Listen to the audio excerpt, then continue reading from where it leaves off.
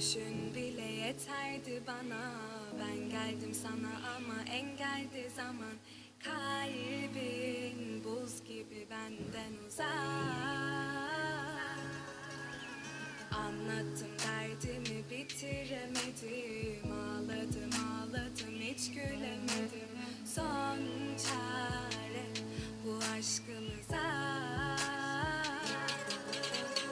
Her yer karanlık ama korkma sarıl bana. Sevgilim yazdığım son satır bu sana. Sarıl da artık bitsin bu hasret. Her yer karanlık ama korkma sarıl bana. Sevgilim yazdığım son satır sana. Sarıl da artık bitsin bu hasret.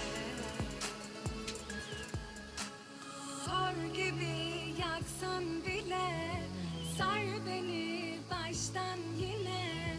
Su olup aksan bile sevgilim. Kor gibi yaksan yine sar beni baştan yine. Su olup aksan bile sevgilim.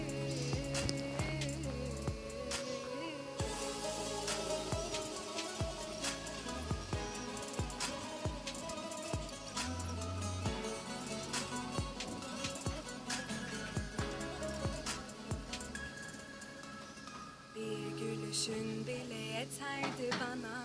Ben geldim sana ama engeldi zaman. Kalbin buz gibi benden uzak. Anlattım derdimi bitiremedim.